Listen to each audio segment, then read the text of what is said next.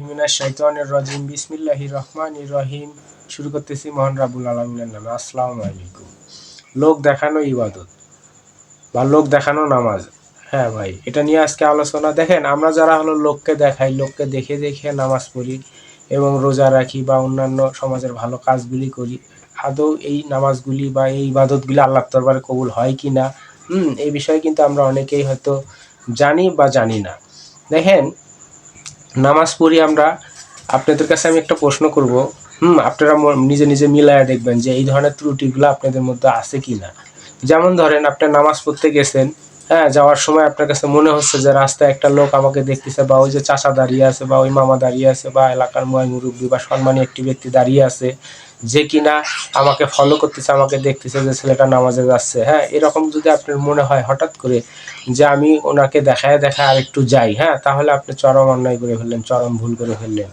তাহলে আপনি কিন্তু আপনার ঈমান নষ্ট করে ফেললেন। এই নামাজ আল্লাহর দরবারে কোনোদিন কবুল হবে না। বা আমাদের মধ্যে আমাদের সমাজে আরও অনেকে আছি, যেমন ধরেন আমরা হলো আগে থেকেই মানে ঠিক করে রাখি যাতে আমি নামাজ পড়বো, মানুষে ভালোবাসবে, মানুষ আমাকে ভালো কবে, বা মানুষের হলো আমি মন জয় করতে পারবো, বা পাশাপাশি আমি মানুষকে একটু দেখায় দেখায় নামাজ পড়ি না, মানুষ যাতে আমাকে একটু ফলো করুক। এই ধরনের যাদের ত্রুটি আছে, হ্যাঁ, আমরা তারাও কিন্তু চরম অন্যায় করতেছি আল্লাহর সঙ্গে। কারণ এখানে আমরা ইবাদতের নামে আল্লাহর সঙ্গে আমরা একটু অন্যরকম কিছু করে ফেলতেছি। আসলে এই ইবাদতগুলি আল্লাহর দরবারে কখনোই কবুল হবে না, কখনোই কবুল হওয়া যোগ্য না। আমি বলে দিলাম, কেননা আল্লাহ পাক এখানে বলতেছেন যে হলো, তুই যেহেতু যে ওই লোকটাকে দেখিয়ে নামাজ পড়েছিস, কাল হাসরের ময়দানে ওর কাছ থেকে সওয়াব নিস। বা ওই যে যাদেরকে তুই সন্তুষ্ট করার জন্য নামাজ কালাম পড়েছিস, তুই তাদের কাছ থেকেই হলো এরিয়া হলো এই নামাজের যা পাবি সেটা তুই তাদের কাছ থেকেই নিস।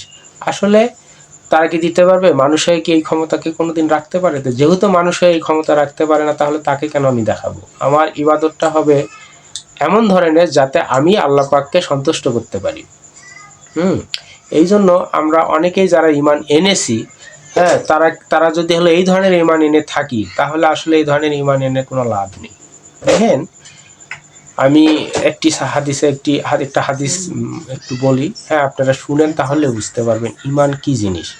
দেখেন, আমাদের হযরত মুহাম্মদ সাল্লাল্লাহু আলাইহি সাল্লাম, ওনার মেয়ে মা ফাতেমা, যখন কিনা উনি মারা যাবে, তার আগেই হযরত আলীকে উনি বলেছিলেন, ওনার স্বামীকে উনি বলেছিলেন যে আমি মৃত্যুর পরে আমাকে যেন হলো খুব একটি লোক না দেখে। তার মানে আপনি খুব বেশি লোককে দাওয়াত করবেন না, খুব অল্প লোককে দাওয়াত করবেন, যাতে তারা এসে আমার দাফন কাফন করে চলে যায়। হযরত আলী বলেছিলেন যে এমনটা কেন, তুমি তো হলো নবীর মেয়ে, তোমার ইতে তো অনেক মানুষ হবে। তখন উনি উত্তরে বলছিলেন, সেটা ঠিক আছে, কিন্তু আমি চাই না মৃত্যুর পরে আমার লাশটা কেউ দেখুক, আমি লম্বা চূড়ায় কত, আমি হয়তো দেখতে কি রকম, এরকম যদি অনুভব কারো মনের মধ্যে চলে যায়, তাহলে আমি পাপী হয়ে যাবো আল্লাহর কাছে। আমি চাই না আমাকে কেউ এইভাবে দেখুক। এই জন্য আমি চাচ্ছি যে আপনি কম মানুষ ডেকে আমার দাফন কাফন করে দেবেন। আল্লাহ, এই হাদিস বলতে গিয়ে যদি কখনো কোনো ভুল বলে থাকি, তাহলে মনের অজান্তে যদি অন্য ভুলভাল কিছু কথা যদি বের হয়ে আসে, তাহলে তুমি আমাকে মাফ করে দিও। আমি আল্লাহর কাছে ক্ষমা চেয়ে নিলাম। তারপরে দেখেন, এখানে হলো ওনার এক সময় মৃত্যু হয়ে গেল।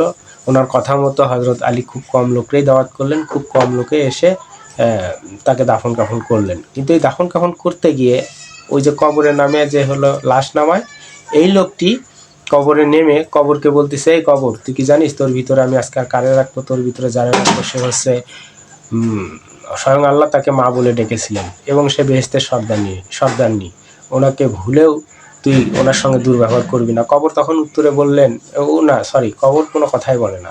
দ্বিতীয়বার বলতেছে যে কবর, তুই কি জানিস তোর ভিতরে আমি কারে রাখবো, তোর ভিতরে যারা রাখবো সে হচ্ছে হযরত মুহাম্মদ সাল্লাল্লাহু আলাইহি সাল্লামের মেয়ে, বিশ্ব নবীর মেয়ে, যার সম্মান অন্যান্য নবীর থেকে অনেক মর্যাদাবান, এবং যাকে না বানালে পৃথিবীর কোনো কিছুই সৃষ্টি হতেন না। হ্যাঁ, এমন একজন মানুষের মেয়েকে আমি তোর ভিতরে রাখতেছি, তুই ভুলেও বেয়াদবি করিস না। কবরে তখনও কোনো উত্তর দেয় না। তৃতীয়বার বলতেছে যে তোর ভিতরে আমি কারে রাখবো, তুই কি জানিস তোর ভিতরে আমি যারে রাখতেছি সে হচ্ছে হযরত আলীর স্ত্রী, হ্যাঁ, যে কিনা হলো সুঠাম দেহের এবং পৃথিবীর সব থেকে শক্তিশালী এক মানব। আল্লাহ তাআলা নিজেই তাকে এই ক্ষমতা দিয়েছেন, হ্যাঁ, এবং উনি অনেক সম্মানী লোক, ভুলেও তুই তার সঙ্গে বেয়াদবি করিস না।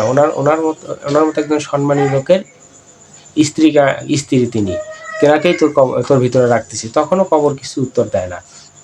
চতুর্থবার বললেন যে তোর ভিতরে যারা রাখবো তিনি কে তুই কি জানিস? তিনি হচ্ছেন হযরত ইমাম হাসান হোসেনের মা, যারা দুনিয়া থেকে সার্টিফিকেট পেয়েছিলেন বেহেশতের সর্দার হবে।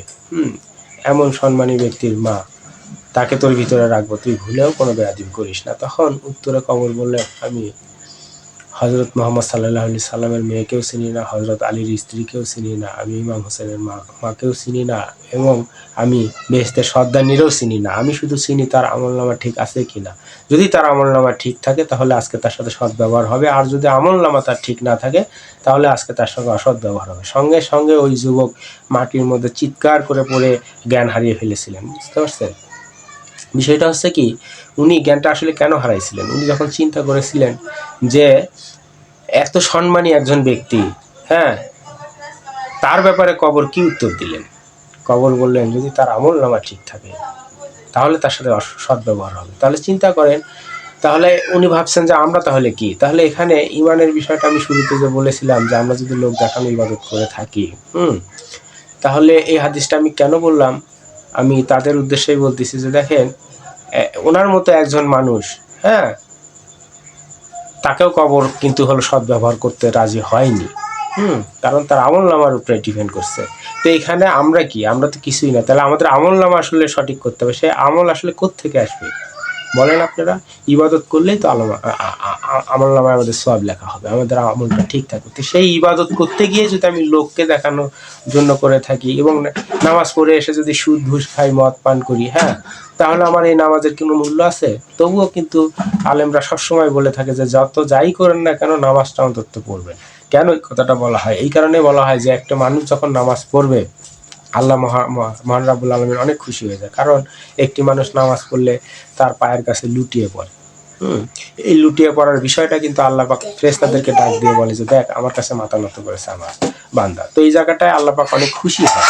তো এই জন্য সেই নামাজ পড়ার কথা বলা হয়। আর নামাজ তো জান্নাতের চাবি। তো এই নামাজ পড়তে গিয়ে আপনাদের যদি ভুল ত্রুটি থাকে এই ধরনের, যা কেউ আমাকে ফলো করতেছে, আমি নামাজ পড়তে যাচ্ছি, আমার কাছে ভালো লাগতেছে, তাহলে কিন্তু এই নামাজের কোনো মূল্য নাই। যদি কেউ আপনার যদি এমনিতেও এরকম ইচ্ছা থাকে যে আমি মানুষকে দেখিয়ে দেখিয়ে নামাজ পড়বো, যাতে মানুষ আমাকে বলুক আমি ভালো ছেলে, আমি ভালো মানুষ, তাহলে কিন্তু এই নামাজের কোনো মূল্য নেই। হ্যাঁ, আমি টোটালি এই বিষয়টা নিয়ে আলোচনা করতে চাইছিলাম যে আমাদের ইবাদতগুলি যেন সহি শুদ্ধ হয়, আর শুধুমাত্র আল্লাহকে দেখানো বা আল্লাহকে রাজি খুশি করার জন্য হয়। তাতে যদি আমার গোপন ইবাদত করতে হয় আমি তাই করবো, কেউ দেখুক বা না দেখুক। আর এমনি তো মানুষকে দেখানোর কি আছে নামাজ পড়ার? দেখেন, আমরা তো জামাত করেই নামাজ পড়ি, 5 ওয়াক্ত নামাজে তো আমরা যাবই। কে দেখলো না, এই মন মানসিকতাটাই বা আমাদের মধ্যে আসবে কেন? এটা আসে আসলে মূলত শয়তান আমাদেরকে খোঁচায় যে ওই যে তুই এরকম একটা ভাব নেই, তুই এরকম কর, তো মানে তোকে কেউ দেখুক, তোর মানে মনের মধ্যে এগুলি ঢুকায় দেয়। তাও এগুলি থেকে বিরত থাকবেন, আর মনে মনে মানে আস্তাগফিরুল্লাহ পাঠ করে আল্লাহর কাছে ক্ষমা চাবেন যে আল্লাহ, এরকম মন মানসিকতা কেন আমার মনে হয়? আমি কি জীবনে লস করতে চাই? আমাকে আপনি মাফ করে দেন, আমি যেন এই ধরনের সমস্যায় না পড়ি। তো যাই হোক, আমার ভিডিওটি অনেক লম্বা হয়ে গেছে। হ্যাঁ, আপনারা সবাই ভালো থাকবেন। আর ভিডিওটি যদি ভালো লাগে একটু লাইক কমেন্ট শেয়ার করে দিবেন, যাতে অন্যান্য মানুষ দেখতে পারে। এই ধরনের সমস্যা যাদের আছে, তারা যদি এই ভিডিওটা পায়, তারা দেখলে তাদের উপকৃত হবে। হয়তো ভিডিও দেখার পরে তারা মনে মনে ভাববে যে এখন থেকে আর এই ধরনের সমস্যাগুলি যেন আমাদের ভিতরে না থাকে, হয়তো ত্যাগ করতে চাবে তারা। আপনারাই পারেন, আপনাদের শেয়ারের মাধ্যমেই কিন্তু এটা সম্ভব। তাই এটা যদি শেয়ার করে দেন, আপনাদের আমলনামায় নিশ্চয় আল্লাহ পাক সওয়াব লিখে দিবে, সেই দোয়া আমি করি। আল্লাহ হাফেজ, ভালো থাকবেন। আসসালামু আলাইকুম।